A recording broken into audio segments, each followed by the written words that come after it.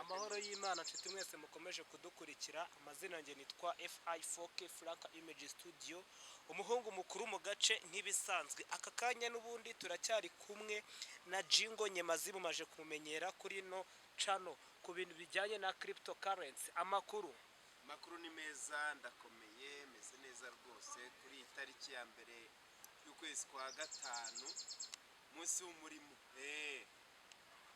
dufite mwarimu kera nkikiri ku ishuri ajyaga akunda kutubwira ngo ubundi ngo konjugibwamo n'abantu bize. kabisa. ngo abantu bize ngo niyo baharira konji. Yes, uyu munsi ndashaka yuko tuganira nanone ku kintu cya cryptocurrency. Hari inama ndi kumva ngo iri gutegurwa. Ni inama igamije kuki, nishingiye kuki? Yes, tubwire. Ni inama igamije kubwira abantu ku bijyanye n'akamaro ka Pi Network.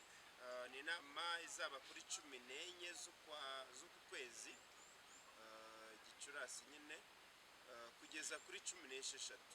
Izaba ari inama rero izabamo uriya mugabo washinze Pi Network wo bita Dr. Nicolas Kokalis.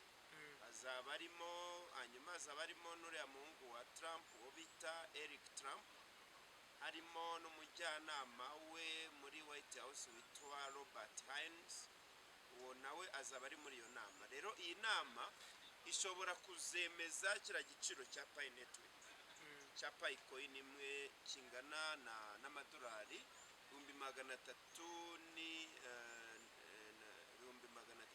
3,314,159 aricyo cya GCV.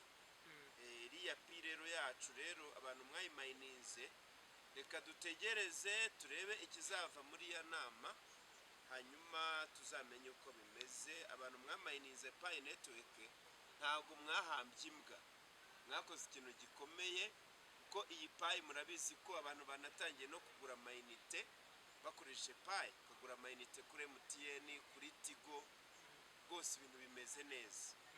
Kandi igiciro cyayo gikomeza kuzamuka. Mu kanya nabonye ari amadolari 0.61. Numva rero kira giciro kizakomeza kuzamuka kuko hari icyizere. Kandi abantu mutaragura domain, cyamunara kugura domain iracyari ngo umuntu yagura domain y'ikintu runaka cyangwa ya company izwi cyane akaba yayibikaho.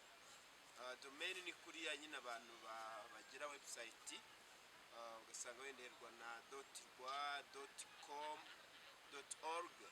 Rero izo website zo mu minsi iri imbere zaba ziherwa na .p, akadomo p. Umva rero Pi Network ntabwo ari ifaranga koranabuhanga gusa, ahubwo ni amafaranga agiye guhindura uko dukoresha amafaranga mu minsi iri imbere.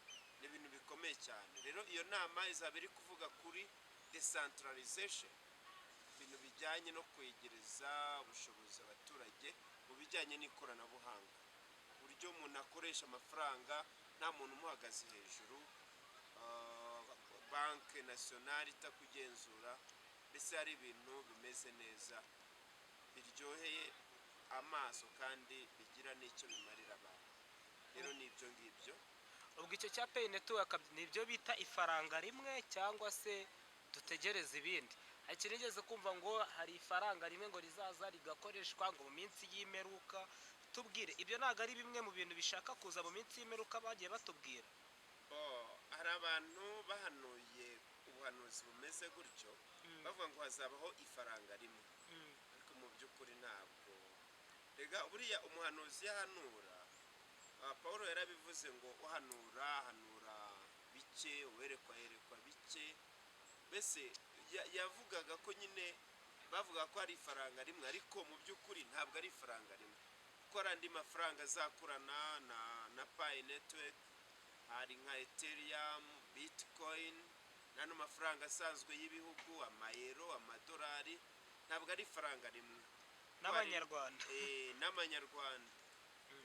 Nanone harimo ayo bita XRP, iyo bita XLM. Azaba ari menshi, ntabwo ari Pi Network gusa. Ubwo ngubwo ku kijyanye na Pi Network tube dutegereje.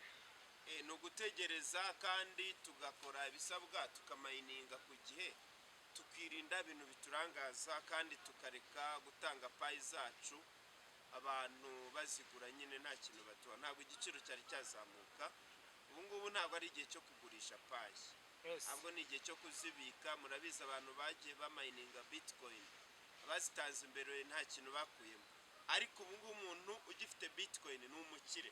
Iyo yaba afite igice cyayo ni umukire, ko yaba afite miliyoni nyinshi cyane. Yes, mwakoze cyane kubana natwe. Imana ibarinde, Imana ikomeze ibahe umugisha. Ciao ciao, hasta la vista.